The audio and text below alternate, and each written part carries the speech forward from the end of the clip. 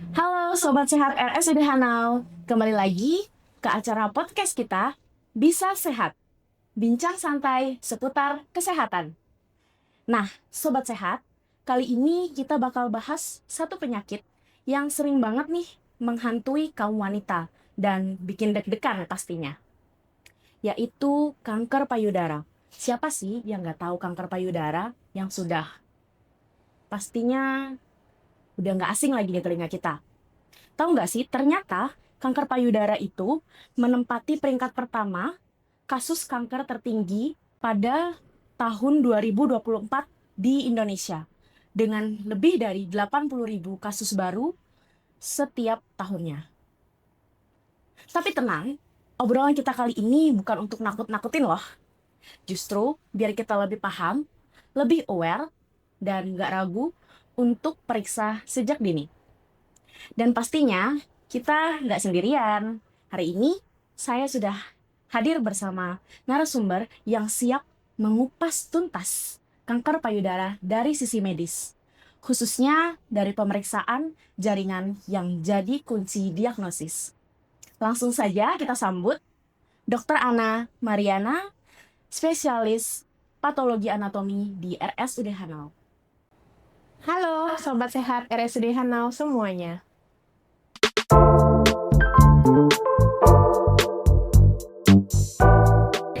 Halo dokter, Halo, apa kabar dok? Alhamdulillah sehat. Terima kasih udah mau bergabung sama kita untuk hari ini ya dok ya.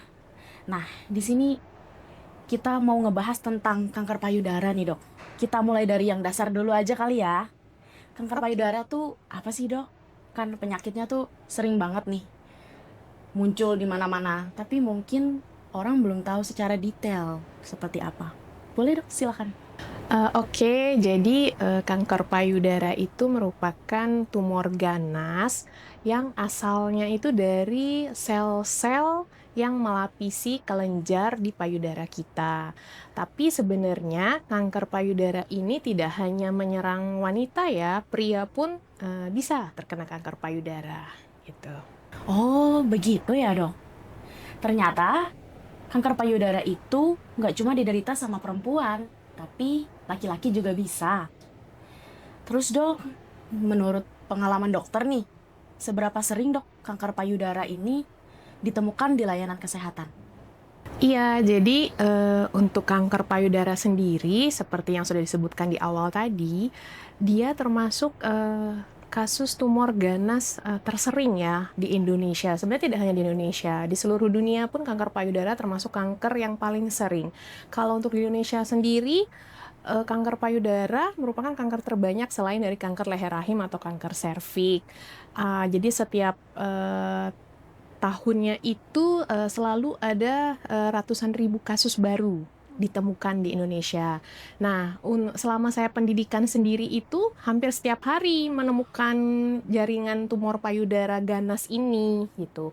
Tetapi untuk di RSUD Hanau sendiri sebenarnya mungkin karena ada ketakutan masyarakat untuk memeriksa ya, kasusnya memang tidak sebanyak seperti saya menempuh pendidikan dulu. Cuman saya yakin sebenarnya di Kalimantan Tengah ini banyak sekali kasus-kasus kanker payudara. Wow, berarti setiap hari ya dok ya?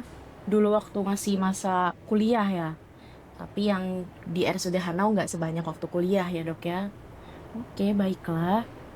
Banyak yang bilang kalau kanker payudara itu baru ketahuan saat sudah parah. Sebenarnya apa aja sih tanda atau gejala awal kanker payudara yang perlu kita waspadai, dok? Oke, jadi untuk pertanyaan ini sebenarnya mudah ya jawabannya. Tanda awal yang perlu kita sadari ialah adanya benjolan yang timbul di payudara kita, di area manapun ya. Jadi bisa di payudara kanan maupun kiri, di bagian atas ataupun bawah. Jika kita merasa ada benjolan sekecil apapun, itu kita harus sudah waspada. Nah, mungkin yang harus diwaspadai lagi jika keluar cairan dari puting payudara, padahal wanita ini sedang tidak menyusui. Nah, itu juga salah satu tanda yang harus diwaspadai. Oh, jadi tidak hanya benjolan ya dok ya, tapi juga cairan yang keluar dari puting susu. Nah, ada lagi dok, pertanyaan yang paling sering muncul juga. Kalau ada benjolan di payudara, apakah itu pasti kanker payudara dok? Ya, ini mungkin pertanyaan yang sering muncul ya di masyarakat umum. Jadi mereka mengira kalau ada benjolan, mereka langsung mengira ini suatu kanker, jadinya takut untuk berobat. Padahal di sini yang saya ingin tegaskan bahwa tidak serta-merta benjolan di payudara itu merupakan kanker. Jadi benjolan itu kalau istilah medis kan kita menyebutnya sebuah tumor. Jadi tumor itu tidak pasti ganas, tidak mesti kanker. Jadi tumor itu bisa jinak, bisa ganas, dan bahkan benjolan itu bisa juga misalnya merupakan suatu proses infeksi. Nah, jadi sebenarnya tidak perlu takut, tidak perlu langsung khawatir berlebihan kalau misalnya kita menemukan adanya benjolan di payudara. Oh begitu dok, berarti nggak langsung pasti ya kanker payudara. Terus kita kapan harus periksanya dok? Kalau menemukan ada perubahan di payudara kita, kapan waktu yang tepat untuk periksa ke dokter? Ya, jadi, idealnya ya, setiap kita menemukan yang aneh pada tubuh kita, ya harusnya, secepat mungkin kita periksa. Jadi, kalau misalnya menemukan sebuah benjolan di payudara, itu bagi masyarakat yang mempunyai BPJS, itu bisa langsung datang ke FKTP, puskesmas, ataupun klinik untuk minta rujukan. Nah, biasanya itu nanti dari FKTP tidak akan memberikan, kesulitan kalau misalnya keluhannya memang sebuah, tumor atau sebuah benjolan di payudara, itu akan langsung dirujuk ke RSUD, biasanya kayak gitu. Tapi kan biasanya ini, apalagi untuk lingkup Kalimantan Tengah ya, biasanya tidak serta-merta masyarakat itu mudah untuk mengakses pelayanan kesehatan untuk memeriksakan diri. Nah, jadi kapan nih yang harus, segera diperiksakan ya kan? Nah, yang harus cepat diperiksakan jika memang, benjolannya itu cepat membesar dalam waktu singkat.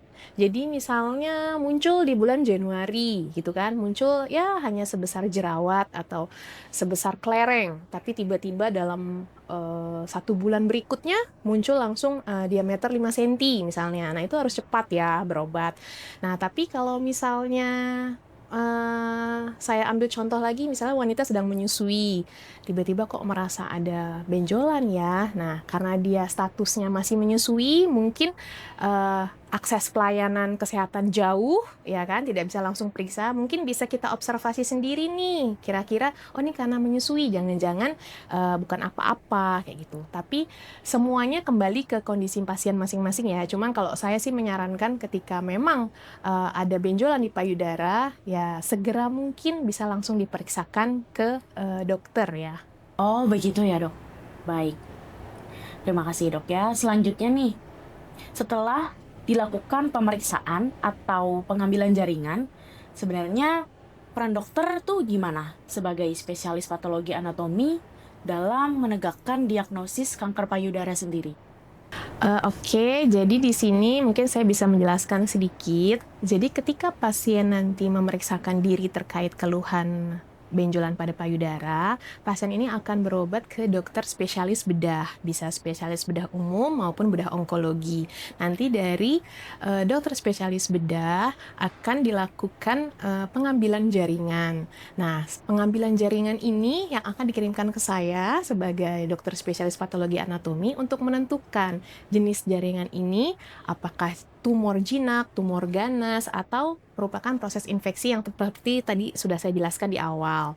Nah, jadi peran dokter spesialis patologi anatomi ialah menentukan diagnosis pasti apakah ini suatu cancer atau bukan. Tetapi tidak hanya di situ aja. Jadi nanti dari memang sudah jelas ini suatu cancer, peran dokter spesialis patologi anatomi juga menentukan jenis kansernya. Jadi dunia medis tuh sekarang sudah berkembang karena terapi kanker payudara itu tidak hanya sebatas radiasi, kemoterapi, tetapi juga ada yang namanya terapi target, yaitu meminum obat-obat hormonal. Nah, disinilah peran dokter spesialis patologi anatomi menentukan jenis kankernya sehingga bisa nanti merujuk terapi target yang mana yang tepat untuk pasien tersebut. Seperti itu. Oh, berarti peran dokter cukup banyak juga ya dok ya. Boleh dijelaskan secara sederhana dok, apa yang terjadi pada sampel jaringan payudara di laboratorium patologi anatomi sebelum akhirnya keluar hasilnya? Baik, saya jelaskan mungkin secara singkat. Jadi setiap jaringan hasil operasi yang telah diambil oleh dokter spesialis bedah, baik itu merupakan jaringan biopsi kecil atau mungkin memang jaringan pengangkatan payudara, itu akan direndam ke dalam larutan formalin. Nah, itu akan membutuhkan kisaran waktu 8 sampai 24 jam ya, tergantung besar kecilnya jaringan. Setelah direndam, lalu saya akan memilih sampel yang mana yang akan dimasukkan ke dalam mesin processing, namanya tissue processing atau mesin processing jaringan. Itu akan prosesnya berlaku 1 malam. Nah, setelah itu, setelah keluar dari mesin processing jaringan, akan dilakukan pengeblokan jaringan. Pengeblokan jaringan itu jaringannya akan diletakkan ke dalam piring-piring kecil ukuran tergantung ukuran masing-masing ya. Lalu akan ditanamkan lilin di situ. Nah, jadi kita akan istilahnya blocking. Setelah ditempelin lilin, lalu kita potong di mesin yang namanya mikrotome dengan ketebalan 3 mm. Nah, untuk apa dipotong seperti itu? Supaya dia bisa nempel ke dalam objek gelas. Objek gelas itu kayak piring kaca yang nanti akan saya lihat di mikroskop.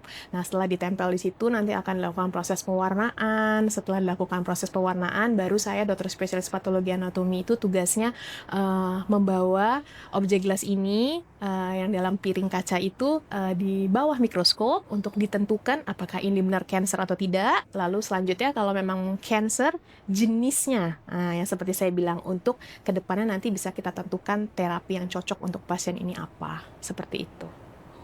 Wow, meskipun sederhana tapi detail ya. Terima kasih dok. Nah, kanker payudara ini kan bisa kita deteksi dini nih dok. Seberapa besar pengaruh deteksi dini terhadap keberhasilan diagnosa awal kanker payudara menurut dokter?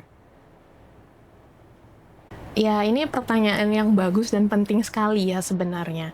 Jadi, setiap wanita semestinya bisa melakukan pemeriksaan sadari. Sadari itu pemeriksaan payudara sendiri sebagai langkah awal untuk deteksi dini.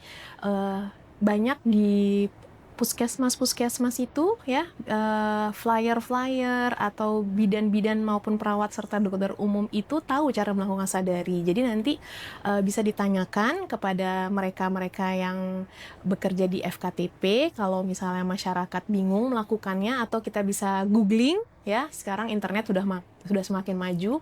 Nah, keberhasilannya ialah sangat penting.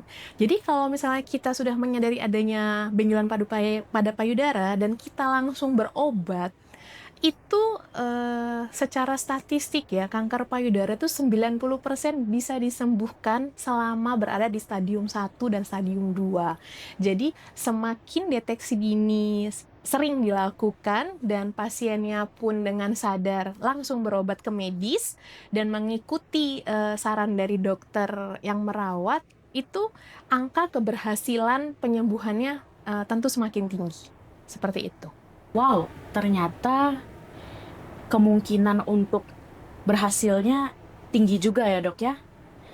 Nah, selanjutnya sebagai penutup episode kita kali ini nih dok, apa pesan dokter untuk seluruh sobat sehat RSUD Hanau, khususnya para perempuan, agar lebih peduli dan tidak takut menghadapi kanker payudara? Silakan dok. Jadi seperti yang sudah saya sebutkan sebelumnya, sebenarnya kanker payudara itu tingkat berhasil untuk sembuhnya tinggi ya, hampir 90%, asalkan berada di stadium 1 maupun stadium 2. Nah, permasalahannya di Indonesia ini, masyarakat terlalu takut untuk berobat medis jadi lebih memilih untuk pengobatan alternatif. Nah, betul. sehingga jika sudah menemui ada benjolan di payudara, mereka cenderung berobat alternatif terlebih dahulu sebelum berobat ke medis. Nah, setelah dirasa pengobatan alternatif tidak berhasil, baru mereka berobat ke medis di mana kondisi mereka sudah lebih parah. Betul. Nah, jika sudah lebih parah ini, kanker ini kan yang ditakutkan ialah penyebaran ke seluruh tubuh. Atau istilahnya metastasis. Jika sudah ditemukan metastasis, otomatis stadium ya akan lebih tinggi, bisa stadium 3, bisa stadium 4, yang mana otomatis proses penyembuhannya akan menurun. Nah, seperti itu. Jadi yang ingin saya sampaikan kepada masyarakat semua, jika ada menemui keluhan tumor payudara, segera berobat dulu untuk periksa ke layanan terdekat, ya, layanan pelayanan kesehatan. Tidak akan sulit untuk meminta rujukan, karena dari FKTP pasti akan langsung dikasih rujukan ke dokter spesialis bedah. Jadi, kita periksakan dulu, dan belum tentu ganas kan, jadi tidak perlu takut berlebihan. Betul. Nah, setelah nanti ternyata memang ganas, jangan takut juga untuk berobat. Kalau saya sih prinsipnya, berobat itu kan hak setiap pasien ya. Kalau misalnya memang ada tuntutan keluarga atau tetangga memberikan masukan untuk pengobatan alternatif, ya itu silahkan. Tapi kalau saya menekankan, tapi terapi medis harus tetap nomor 1, seperti itu. Jangan takut untuk berobat ke layanan kesehatan. Ingat, kanker payudara 90% bisa disembuhkan, asal ditemukan sejak dini, stadium 1 maupun stadium 2. Jangan menunggu sampai terjadi penyebaran ke seluruh tubuh, seperti itu. Wow, mantap sekali. Nah, sudah kita dengar kan tadi, nomor 1, fasilitas kesehatan. Jangan alternatif dulu. Betul ya, Dok ya? Iya. Sobat Sehat RSUD Hanau. Dari obrolan ini, kita bisa simpulkan satu hal penting. Kanker payudara bukan untuk ditakuti, tapi untuk dikenali dan kita hadapi sejak dini. Perubahan kecil pada payudara jangan dianggap sepele, karena semakin cepat diperiksa, semakin besar pula peluang penanganan yang lebih baik. Benar nggak, Dok? Betul sekali. Buat sobat sehat yang merasa ada keluhan, benjolan, atau perubahan pada payudaranya, jangan ragu untuk memeriksakan diri ke RSUD Hanau. RSUD Hanau siap memberikan pelayanan pemeriksaan dan penanganan kanker payudara dengan tenaga medis yang tentunya profesional dan fasilitas yang mendukung. Terima kasih banyak untuk Dr. Ana Mariana, SPPA, sebagai dokter spesialis patologi anatomi di RSUD Hanau kita, atas ilmu dan penjelasannya yang sangat bermanfaat pada hari ini. Kami pamit undur diri. Terima kasih sudah membersamai podcast kita pada hari ini di podcast Bisa Sehat, bincang santai seputar kesehatan. Sampai jumpa di episode berikutnya. Jangan takut berobat ya. Dengerin!